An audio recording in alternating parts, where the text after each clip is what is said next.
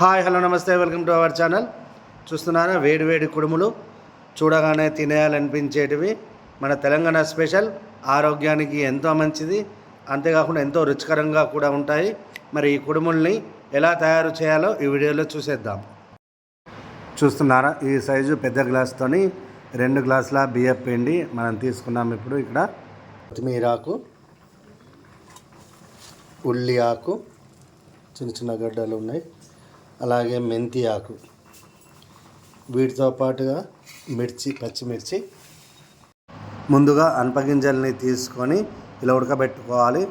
మెత్తగా అయ్యే వరకు, అంటే మనం చేత్తో ఇలా తీసుకొని ఒత్తితే మెత్తగా అయ్యేంత వరకు వీటిని ఉడకబెట్టుకోవాలి.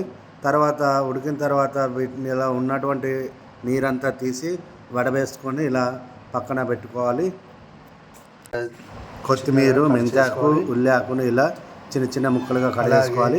మిరపకాయలను ఇలా మిక్సీలో వేసి పేస్ట్ చేసుకోవాలి. మిరపకాయలను 2 చెంచాల ఉప్పును బియ్యం పిండిలో వేసుకోవాలి. కావలిస్తే మరి కొంచెం వేసుకోవాలి. ఇప్పుడు ఈ బియ్యం పిండిలో కలపడానికి అన్నీ సిద్ధంగా ఉన్నాయి. ఇప్పుడు వీటన్నిటిని ఇందులో పిండిలో వేసి బాగా కలపాలి. ముందుగా ఎటువంటి వాటర్ పోయకుండానే పొడిగా కలిపేసుకోవాలి. మనం అనప విత్తనాలు ఎక్కువ వేసుకుంటే విత్తులు అంత టేస్ట్గా ఉంటాయి. ఇవి ఆకులు కూడా ఎక్కువ వేసుకుంటేనే బాగుంటుంది. కారం కూడా కారం ఉండేటట్టు వేసుకోవాలి తప్ప మరీ చప్పగా కాకుండా ఎక్కువనే వేసుకోవాలి.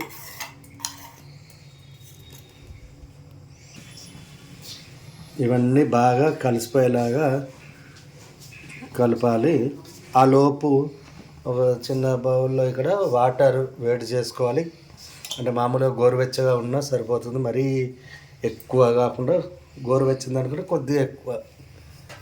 ఎందుకంటే మామూలుగా చల్లని వాటర్ కలపకూడదు. ఇలా ఇవన్నీ బాగా కలిసిన తర్వాతనే ఆ వాటర్ పోసి కలిపేసుకోవాలి.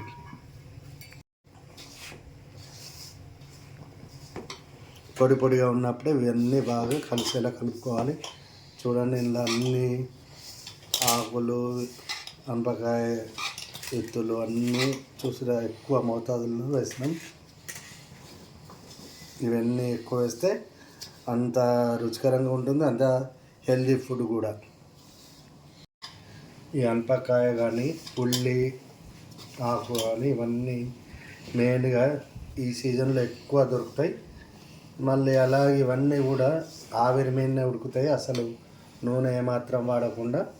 ఇదంతా టోటల్గా చాలా హెల్దీ ఫుడ్. ఇప్పుడు ఈ వాటర్ను ఇందులో పోసేసుకొని వేడిగా ఉండగానే కలిపేసుకోవాలి.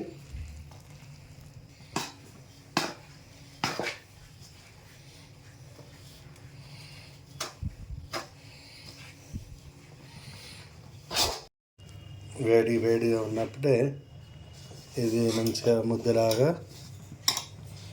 దగ్గరికి కలుపుకోవాలి. ఇలా మొత్తం మంచిగా కలిసేలాగా దగ్గరికి వచ్చేలాగా పిండిని ఇలా చూడండి, ముద్ద చేస్తే రావాలి దగ్గరికి మెత్తగా. అంటే మనం వేడి నీళ్ళు పోసినాం కాబట్టి మెత్తగా మంచిగా ఉంటుంది. మళ్ళీ ఆవిరి మీద తొందరగా బాగా ఉడుకుతుంది. మేమైతే ఇలా ఇడ్లీ పాత్రను తీసుకొని అలా చివరిది వేసి దాని కింద ముందుగా వాటర్ పోసేసుకొని తర్వాత దీన్ని ఆయిల్తో కొద్దిగా ఇట్లా వేసి అంటుకోకుండా దానిపైన స్టెప్ బై స్టెప్ మొత్తం ఈ కుడుములు చేసుకుంటూ అలా వేస్తాను.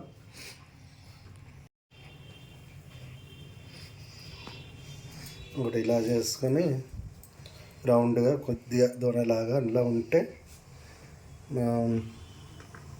చూడడానికైనా తినడానికైనా బాగుంటుంది. ఇక్కడ ఇలా వేసుకోవాలి. ఎలా వేసుకోవచ్చు, లేదా ఇంకా మామూలుగా ఇంకో రకం కూడా చేస్తారు.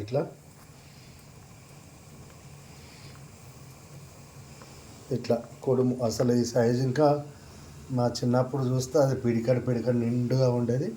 ఇప్పుడు చిన్న ఇట్లా చేస్తున్నాం. మొత్తం ఇలా వేసుకోవాలి పైదాకా. ఇట్లా స్టెప్ బై స్టెప్ చూసారా, ఒకదానిపైన ఒకటి మొత్తం. అంటే ఇడ్లీ పాత్రలు మాత్రమే వేస్తే తక్కువ అయితే, ఇట్లా అయితే ఎక్కువ వేసుకోవచ్చు అన్నట్టు. చూసారా ఎంత కలర్ఫుల్గా ఉన్నాయో. కింద మంట ఎక్కువ చేసి ఇక్కడ క్లోజ్ చేస్తే ఆవిరి మీద మొత్తం ఉడికేస్తాయి. ఇట్లా ఒక దాదాపు పావు గంట ఉడికిన తర్వాత చూడాలి, అంటే ఉడికినాయా లేదా చూసి దాన్ని బట్టి మనం ఉంచుకోవాలి. 20 నిమిషాల వరకు అయితే ఖచ్చితంగా అయిపోతాయి. 20 నిమిషాలు అయిపోయింది చూడండి. వేడి వేడి ఆవిరి పొగలు కక్కుతుంది, బయటకు వస్తుంది. ఒకసారి మూత తీసి చూస్తే మనకు ఏర్పడుతుంది. కొద్దిగా దూరం ఉండేది అలా ఒక్కసారి పొగ వస్తుంది కాబట్టి మనకు ఉడికిందా లేదా ఇలా ఒకదాన్ని ప్రెస్ చేసి చూస్తే ఏర్పడుతుంది. మనకు చేత్తో చూసి అట్లా మెత్తగా వస్తుంది చూడండి. మనకు ఇలా పూర్తిగా ఉడికిన తర్వాత అయితే వీటిని వేడివేడిగా ఉన్నప్పుడే మనం పల్లి నూనెతో తింటే చాలా టేస్టీగా ఉంటుంది. మామూలుగా ఎటువంటి నూనె లేకుండా కూడా తినవచ్చు, కానీ కొంచెం గొంతులో తట్టుకున్నట్టు అవుతుంది అన్న ఉద్దేశంతో తొందరగా జారడానికి మరియు టేస్ట్ మరింత రావడానికి ఆయిల్లో తింటేనే సూపర్గా ఉంటాయి. మీరు కూడా ట్రై చేయండి తప్పకుండా ఒకసారి.